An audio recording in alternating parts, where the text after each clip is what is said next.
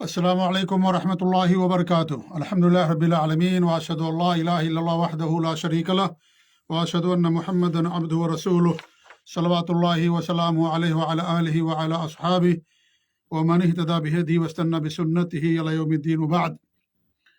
معزز ناظرین و مشاہدین و مشاہدات، بڑی نشانیوں کا تذکرہ شروع ہم نے کر دیا ہے۔ دجال کے بارے میں ہماری گفتگو ہو رہی تھی اور آج بھی دجال ہی کے بارے میں ہماری گفتگو ہوگی۔ دجال کے متعلق بہت ساری باتیں اس سے پہلے کے درس میں آپ لوگوں کے سامنے رکھی گئیں، مزید کچھ باتیں دجال کے تعلق سے آج رکھی جائیں گی۔ جہاں تک دجال کے دنیا میں رہنے کی مدت ہے تو ہمارے موجودہ شب و روز کے مطابق 1 سال 2 ماہ 2 ہفتہ ہوگی۔ 1 سال 2 مہینہ اور 2 ہفتہ۔ نبی اکرم صلی اللہ علیہ وسلم سے دجال کے دنیا میں رہنے کی مدت کے بارے میں جب سوال کیا گیا تو آپ نے فرمایا 40 دن رہے گا وہ۔ پہلا دن 1 سال کے برابر، دوسرا دن 1 ماہ کے برابر اور تیسرا روز 1 ہفتہ کے برابر ہوگا۔ اس کے بعد جو باقی ایام یعنی 37 روز تمہارے شب و روز کے برابر ہوں گے۔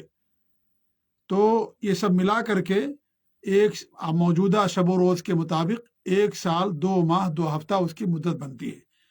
لوگوں نے کہا کہ پہلا دن جو 1 سال کے برابر ہوگا، کیا 5 وقت کی نمازیں کافی ہوگی؟ آپ نے فرمایا اپنے روز و شب کا اندازہ کر کے صلاۃ پڑھنا۔ یہ صحیح بخاری اور صحیح مسلم کی روایت ہے۔ تو اس سے معلوم ہوا کہ وہ موجودہ جو شب و روز کے جو کا وقت ہے اس کے مطابق 1 سال 2 مہینہ 2 ہفتہ وہ دنیا کے اندر رہے گا۔ فتنہ دجال سے حفاظت کی بھی ہمیں تاکید کی گئی ہے اور ہمیں اس کے تعلق سے آگاہ رہنے کی تلقین کی گئی ہے، اور کیسے ہم اس سے اپنے آپ کو بچائیں گے وہ میں آپ لوگوں کے سامنے رکھنا چاہتا ہوں۔ سب سے پہلی بات یہ ہے کہ دجال کے فتنے سے اللہ کی پناہ طلب کرنا چاہیے۔ انسان اللہ کی پناہ طلب کرے، دعا کرے اللہ تعالیٰ سے کہ اللہ رب العالمین تمہیں اس کے فتنے سے محفوظ رکھنا، خاص طور سے نمازوں میں۔ عائشہ رضی اللہ عنہ فرماتی ہے کہ اللہ کے رسول صلی اللہ علیہ وسلم صلاۃ میں دعا کیا کرتے تھے کہ اللہ تعالیٰ مجھے اللہ میں عذاب قبر اور مسیح دجال کے فتنے سے تیری پناہ مانگتا ہوں۔ صحیح بخاری اور صحیح مسلم کی روایت ہے۔ تو انسان دعا کرے، دعا بہت بڑی طاقت ہے، لہٰذا انسان عمومی طور پر دعا کرے، چلتے پھرتے دعا کرے، خاص طور سے نماز میں تشہد کے اندر سلام پھیرنے سے پہلے انسان وہ دعائیں پڑھے جن دعاؤں میں دجال کے فتنے سے اللہ رب العالمین کی پناہ طلب کی گئی۔ تو انشاءاللہ دجال کے فتنے سے وہ محفوظ رہے گا، کیونکہ حفاظت ضروری ہے۔ یہ نہیں کہ ہمارے پاس علم ہے یا میرے پاس بہت ایمان قوی ہے اور میں اپنے آپ کو بچا لے جاؤں گا، یہ انسان کو نہیں کہنا چاہیے۔ انسان کا دل اللہ رب العالمین کے 2 انگلیوں کے درمیان میں ہے، اللہ تعالیٰ جدھر چاہتا ہے اس کو پھیرتا ہے۔ لہذا ہمیشہ انسان فتنے کی جگہوں سے دوری اختیار کرے، دور بھاگنے کی کوشش کرے اور اللہ تعالیٰ سے دعا کرے کہ اللہ تعالیٰ اس کو فتنوں سے محفوظ رکھے۔ ہو سکتا ہے فتنہ آنے کے بعد انسان اپنے آپ کو نہ بچا سکے، اس لیے فتنے کی جگہوں سے، شک اور شبہات کی جگہوں سے انسان کو دور رہنا چاہیے۔ نمبر 2، سورہ کہف کی چند آیات کا یاد کرنا۔ ابو درداء رضی اللہ عنہ سے روایت ہے، اللہ کے رسول صلی اللہ علیہ وسلم نے فرمایا کہ جس نے سورہ کہف کی شروع کی 10 آیتیں یاد کر لی وہ دجال کے فتنے سے محفوظ رہے گا۔ صحیح مسلم کی روایت ہے۔ جمعہ کے دن سورہ کہف کی پڑھنا، سورہ کہف کی تلاوت کرنا یہ مسنون ہے، اور جمعہ کے دن ہی قیامت قائم ہوگی، لہذا انسان اگر سورہ کہف کی آیتوں کو یاد کرتا ہے تو اللہ تعالیٰ اسے دجال کے فتنے سے محفوظ رکھتا ہے۔ نمبر 3، اس سے دور رہنا، اس کے پاس نہ جانا۔ یہ بہت ضروری بات ہے کہ انسان اس سے دوری اختیار کرے، اس کے پاس نہ جائے۔ عمران بن حسین رضی اللہ عنہ سے روایت ہے کہ اللہ کے رسول صلی اللہ علیہ وسلم نے فرمایا جو دجال کے بارے میں سنے اسے چاہیے کہ اس سے دور رہے۔ اللہ کی قسم آدمی اس کے پاس آئے گا اور اسے یقین ہوگا کہ وہ پکا مومن ہے، لیکن دجال اس کے دل میں شبہات ڈال دے گا، پھر وہ اس کا پیروکار ہو جائے گا۔ یہ سنن ابی داؤد کی صحیح روایت ہے۔ انسان کے اندر ایمان ہے، لیکن وہاں جا کر کے جب دیکھے گا اس کی طاقت تو انسان ڈگمگا جائے گا اور اس طریقے سے اس کے اوپر ایمان لے آئے گا, اس کا پیروکار ہو جائے گا.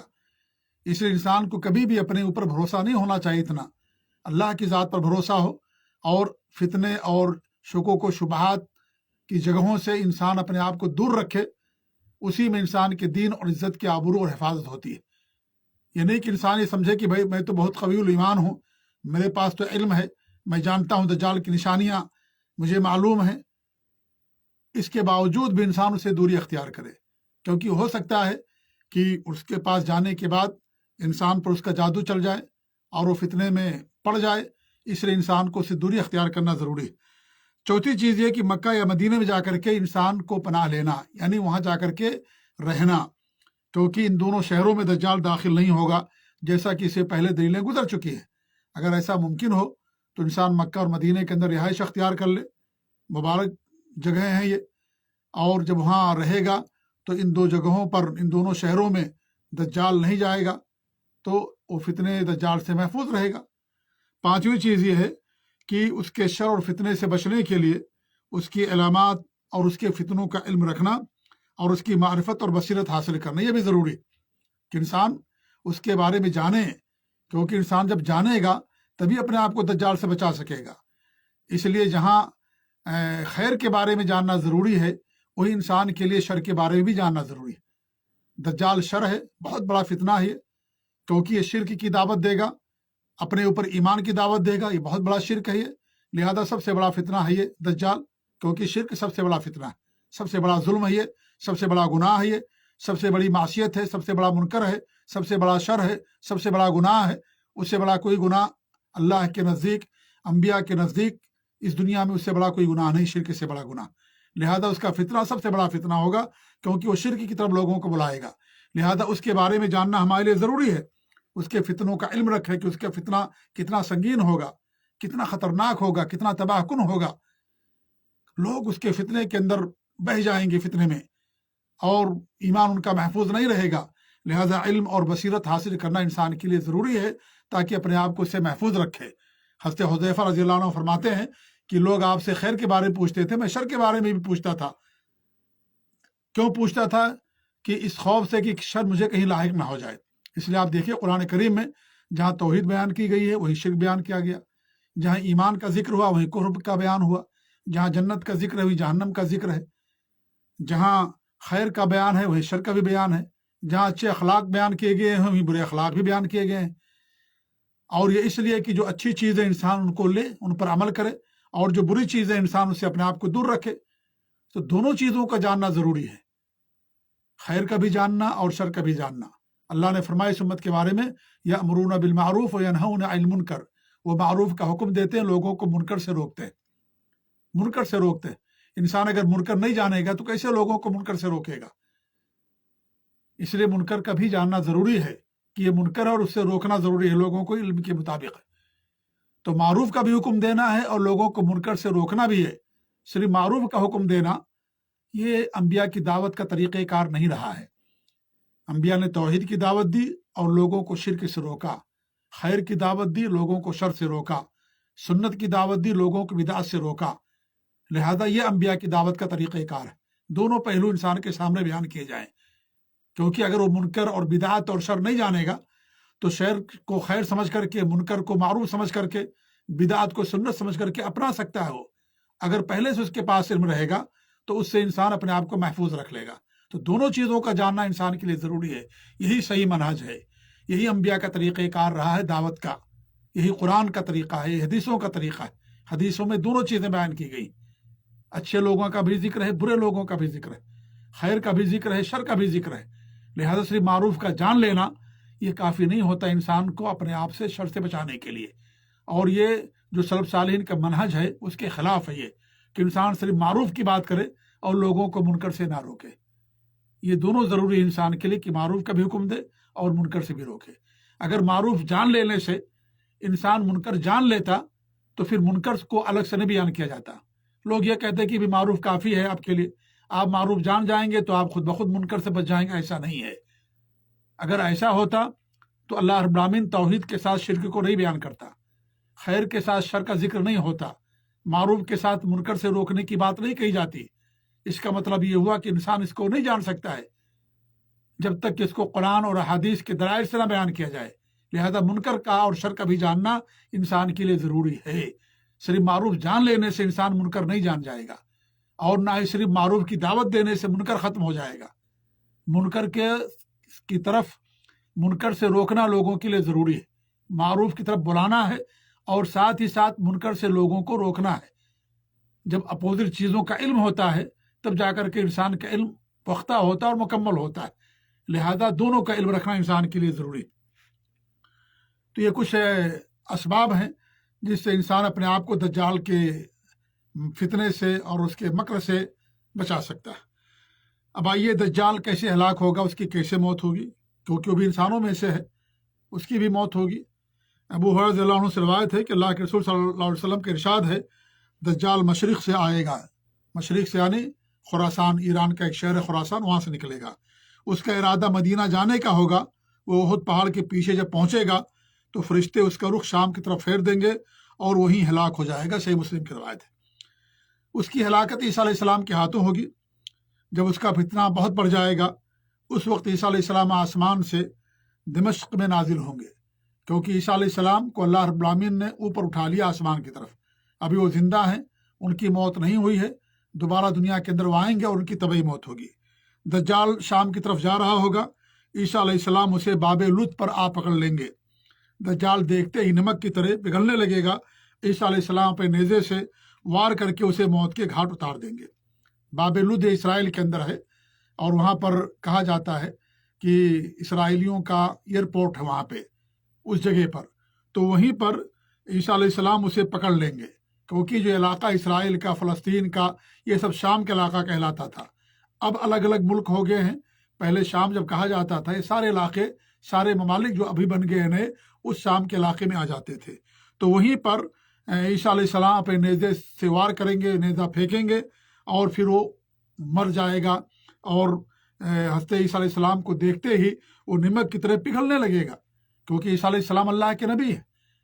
جیسے شیطان دیکھتا ہے کسی طاقتور مومن کو تو پھر شیطان بھاگ جاتا ہے. حضرت عمر فاروق رضی اللہ تعالیٰ عنہ جس گلی سے گزرتے تھے شیطان اس گلی کو چھوڑ دیتا تھا. امام ابن تیمیہ رحمۃ اللہ علیہ کے بارے میں آتا ہے جب ان کے پاس لوگ آتے اور کسی کے اوپر شیطان کے آنے کے بارے میں بیان کرتے تو کہتے میرا جوتا لے جا کر کے اس کو دکھا دینا کہ ابن تیمیہ کا جوتا ہے. تو وہ ڈر جائے گا شیطان ابن تیمیہ کا نام سن کر کے. جی، کیونکہ حق کے سامنے باطل پگھل جاتا ہے، باطل زائل اور ختم ہو جاتا ہے. حق کی طاقت بہت بڑی طاقت ہوتی ہے، اس کے سامنے باطل نہیں ٹک سکتا ہے. تو عیسیٰ علیہ السلام حق ہے، اللہ کے نبی اور رسول. ان کو دیکھتے ہی عیسیٰ علیہ السلام کو وہ نمک کے طریقے سے پگھلنا شروع ہو جائے گا. جیسے نمک پانی پگھلنا شروع کر دیتا ہے ایسے ہی وہ پگھلنا شروع ہو جائے گا. اور اگر اس کو نہ بھی مارتے تو بھی مر جاتا، لیکن عیسیٰ علیہ السلام نیزے سے اس پر وار کریں گے اور اس طریقے سے پھر وہ مر جائے گا. ابو ہریرہ رضی اللہ عنہ سے روایت ہے، نبی اکرم صلی اللہ علیہ وسلم کے ارشاد ہے عیسیٰ علیہ السلام نازل ہوں گے اور مسلمانوں کو صلات پڑھائیں گے. جب اللہ کا دشمن دجال انہیں دیکھے گا تو جس طرح پانی میں نمک گھلتا ہے وہ ایسے ہی گھلنا شروع ہو جائے گا. اگر عیسیٰ علیہ السلام اسے چھوڑ دیتے تب بھی گھل کر کے مر جاتا، لیکن اللہ رب العالمین اسے عیسیٰ علیہ السلام کے ہاتھوں قتل کرائے گا. عیسیٰ علیہ السلام پہ نیزے میں دجال کا لگا ہوا خون لوگوں کو دکھائیں گے. یہ صحیح مسلم کی روایت ہے. جب دجال مر جائے گا تو جس کے متبعین اور پیروکار ہیں وہ سب شکست کھا جائیں گے اور مومنوں کی جماعت ان کا قتل عام کرنے لگے گی، یہاں تک کہ درخت اور پتھر تک مسلمانوں کو یہودیوں کے قتل کی دعوت دیں گے. وہ کہیں گے اے مرد مومن، اے بندے مسلم، اے اللہ کے بندے، میرے پیچھے ایک یہودی، اسے قتل کر ڈالو. البتہ مدار کا درخت انہیں پناہ دے گا کیونکہ یہودیوں کا درخت ہے. صحیح بخاری اور صحیح مسلم کی روایت ہے. آج اسرائیل میں سب سے زیادہ مدار کا درخت لوگ لگا رہے ہیں. تو یہ مدار کا درخت کے علاوہ باقی سارے درخت اور پتھر اور شجر و حجر سب اسے کہیں گے مومنوں سے کہ آؤ میرے پیچھے ایک یہودی چھپا ہو، اسے قتل کر دو. تو جو بھی دجال پر ایمان لایا ہوگا ان سب کو قتل کر دیا جائے گا. اور اس طرح اور اس کی موت سے بھی اور پھر اس کے جو متبعین اور پیروکار ہیں ان کے مر جانے سے لوگوں کو نجات مل جائے گی. اور اس کے قتل سے، دجال کے قتل سے نصرانیت اور یہودیت کا مکمل خاتمہ ہو جائے گا. ساری دنیا میں صرف اہل اسلام باقی رہ جائیں گے. امن و سلامتی اور اخوت و مودت کا دورہ ہوگا. اس کے قتل سے جہاد بھی ختم ہو جائے گا. عمران کیا نام ہے دجال کے قتل سے کیا ہوگا؟ جہاد بھی ختم ہو جائے گا. جی. اور جب سارے اس کے متبعین اور پیروکار ماننے والے مار دیے جائیں گے تو دنیا کے اندر صرف مسلمان موحدین باقی رہیں گے. موحدین یعنی وہ جن کے ایمان اور عقیدے میں کوئی کفر نہیں ہوگا، کوئی شرک نہیں ہوگا، اور ان کی ایک پہچان صرف ہوگی مسلمان بس. یہ ساری جماعتیں جو آج ہیں منحرف جماعتیں اور باطل افکار و نظریات والی جماعتیں، وہ سب ختم ہو جائیں گی. ایک عقیدہ اور ایک منہج سب کا ہوگا، سب مسلمان ہوں گے. ابھی مسلمان کے نام پر بہت سارے لوگ ہیں، شرک کرنے والے، کفر کرنے والے، اہل بدعات، صوفیہ، روافض، خوارج، جہمی اور اس طریقے سے نہ جانے کتنے لوگ ہیں. آغا خانی، دروز، بہرا، رافضی، عیشہ اور شیعہ، اس طرح کی کتنی جماعتیں ہیں اور کتنے گروہ ہیں جو اسلام کے نام پر دنیا کے اندر پائی جاتی ہیں. یہ سب ختم ہو جائیں گے. اس وقت سارے نام مٹ جائیں گے، صرف مسلمان رہیں گے بس. کیونکہ ابھی جو نام ہے وہ ضرورت ہے پہچان کے لیے. اس لیے ہم کہتے ہیں اہل حدیث اور سلفی پہچان کے لیے. کیونکہ ابھی بہت سارے لوگ ہیں جو سلف صالحین کے عقیدے اور منہج پر نہیں ہیں اور اسلام کا نام لیتے ہیں، اپنے آپ کو مسلمانوں میں شمار کرتے ہیں. تو تمیز کیسے ہوگی؟ اس لیے تمیز کے لیے ضروری ہے نام رکھنا. سب آدم کی اولاد ہیں. اگر آپ کے ہم انسان ہیں تو آپ کو نام بتانا پڑے گا. نہیں سمجھ میں آئے گا کہ آپ کون ہیں. تو اب جب کہ بہت سارے دعوے دار ہیں مسلمان کے، تو اس میں سچا مسلمان کون ہے؟ سلف صالحین اور صحابہ تابعین، طبع تابعین کے عقیدے اور منہج پر کون ہے؟ نبی کی سنت پر کون ہے؟ نبی کے دیے ہوئے اصولوں اور ضابطوں پر، ان کی دی ہوئی شریعت پر کون ہے؟ یہ کیسے پتہ چلے گا جب تک ہم اپنے آپ کو نہیں بتائیں گے کہ ہم فلاں ہیں؟ تو آج یہ ضرورت ہے. اس وقت یہ ضرورت ختم ہو جائے گی، کیونکہ سب صحابہ تابعین، طبع تابعین کے عقیدے اور منہج پر ہوں گے. دنیا سے شرک کا، کفر کا قلاقمہ ہو جائے گا، سب ختم ہو جائے گا. کوئی ایسی چیز باقی نہیں رہے گی اور سب کا عقیدہ اور منہج ایک ہو جائے گا. لہذا اس وقت صرف مسلمان رہیں گے. اس وقت صرف مسلمان رہیں گے. یہ جو القاب ہیں یہ ضرورتوں کی ایجاد ہوتے. ضرورت ختم ہو جائے گی، یہ بھی ختم ہو جائے گا. تو اس کو جب قتل کر دیا جائے گا دجال کو اور اس کے ماننے والوں کو، تو جہاد بھی ختم ہو جائے گا، کیونکہ اس کے بعد پھر قیامت قائم ہو جائے گی. عمران بن حسین رضی اللہ عنہ سے روایت ہے، نبی اکرم صلی اللہ علیہ وسلم کا ارشاد ہے، میری امت میں سے ایک جماعت حق کی خاطر جہاد کرتی رہے گی اور ان کے مخالفین پر ان کو غلبہ بھی رہے گا، حتیٰ کہ میری امت کا آخری شخص مسیح دجال کے خلاف جہاد کرے گا.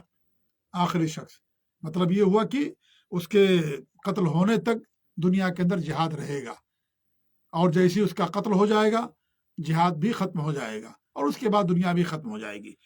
تو یہ اس طریقے سے اس کی ہلاکت ہوگی اور اس کی بربادی ہوگی، اور اس کے فتنے سے، اس کے مر جانے سے پوری دنیا والے محفوظ ہو جائیں گے.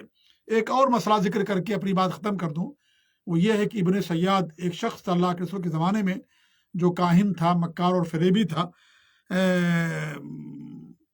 اور کیا اس کے بارے میں کیا وہ دجال تھا؟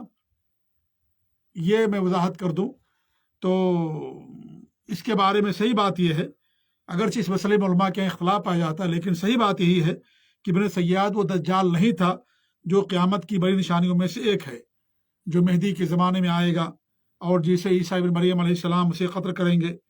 یہ وہ دجال ہے. البتہ ابن سیاد ایک مکار، فریبی، کاہن اور دجال و کذاب شخص تھا، کیونکہ حدیثوں میں جو علامات دجال کے بارے میں بتائی گئی ہیں وہ نشانیاں ابن سیاد میں نہیں پائی جاتی تھی. جیسے کہ دجال مکہ اور مدینے میں داخل نہیں ہو پائے گا، جبکہ ابن سیاد تو مدینہ ہی کا رہنے والا تھا. وہ مکہ میں بھی داخل ہوا. دجال کی کوئی اولاد نہیں ہوگی، جبکہ ابن سیاد صاحب اولاد تھا. دجال مہدی کے زمانے میں آئے گا، جبکہ ابھی مہدی علیہ السلام کا ظہور ہی نہیں ہوا. دجال کو عیسیٰ ابن مریم قتل کریں گے، جبکہ ابن سیاد کی طبعی موت واقع ہوئی. جی. تو اس طریقے سے یہ مسئلہ ہے کہ ابن سیاد وہ دجال نہیں تھا جو قیامت کی بڑی نشانیوں میں سے ایک نشانی. البتہ یہ مکار اور فریبی تھا، اور اس کے بارے میں بھی روایت آتی ہے یا بتایا جاتا ہے کہ آخر میں اس نے توبہ کر لیا تھا، واللہ عالم، اور اس کی جنازے کی نماز بھی ادا کی گئی تھی. جبکہ ایک روایت یہ بھی ہے کہ وہ حرہ کے دن غائب ہو گیا تھا، پھر بعد میں کسی نے اس کو نہیں دیکھا، وغیرہ وغیرہ. تو ان حقائق سے معلوم ہوتا ہے کہ ابن سیاد وہ دجال نہیں تھا جس دجال کے بارے میں بتایا گیا ہے کہ وہ قیامت کی بڑی نشانیوں میں سے ایک نشانی ہے۔ البتہ اس میں بھی کوئی شک نہیں، کوئی ایک فتنہ تھا جس کے ذریعے سے مومن بندوں کی آزمائش مطلوب تھی اور اس کے ذریعے سے آزمائش کی گئی۔ شیخ الاسلام ابن تیمیہ رحمۃ اللہ علیہ فرماتے ہیں ابن سیاد کا معاملہ بعض صحابہ کے لیے پیچیدہ ہو گیا، جس کی بنا پر اسی کو لوگوں نے یا کچھ لوگوں نے دجال سمجھ لیا۔ پھر آپ فرماتے ہیں کہ بعد میں واضح ہو گیا کہ وہ دجال نہیں ہے بلکہ وہ کاہنوں میں سے تھا، اس لیے آپ صلی اللہ علیہ وسلم نے اس کا امتحان لیا۔ الفرقان بین اولیاء الرحمن و اولیاء الشیطان کے اندر امام ابن تیمیہ رحمۃ اللہ نے بات بیان کی ہے۔ تو وہ بھی ایک دجال تھا، مکار فریبی، کیونکہ دجال کے معنی ہوتے ہیں مکار اور فریبی کے۔ ایک دجال تو وہ ہے جو قیامت سے پہلے بڑی نشانیوں میں سے ہے جو آئے گا، تو وہ دجال نہیں تھا۔ البتہ دجال ہمیشہ پیدا ہوتے رہیں گے دجال۔ وہ دجال جو مکر اور فریب کرتے ہیں، لوگوں کو ان کے دین اور عقیدہ سے برگشتہ کرتے ہیں، توحید کے نام پر شرک کی دعوت دیتے ہیں، سنت کے نام پر بدعت اور خرافات کی نشر و اشاعت کرتے ہیں، ایسے دجال لوگ تو ہمیشہ سے اور ہمیشہ رہیں گے۔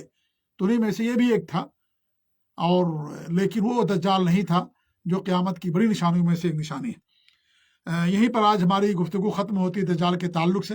انشاءاللہ آنے والے دنوں میں اور جو قیامت کی بڑی نشانیاں ہیں اسے انشاءاللہ ہم آپ کے سامنے بیان کریں گے۔ اللہ تعالیٰ سے دعا ہے کہ اللہ رب العالمین ہمیں اور آپ کو دین اسلام پر قائم رکھے، اور اللہ رب العالمین ہمیں ہر شر اور فتنے سے محفوظ رکھے، آمین۔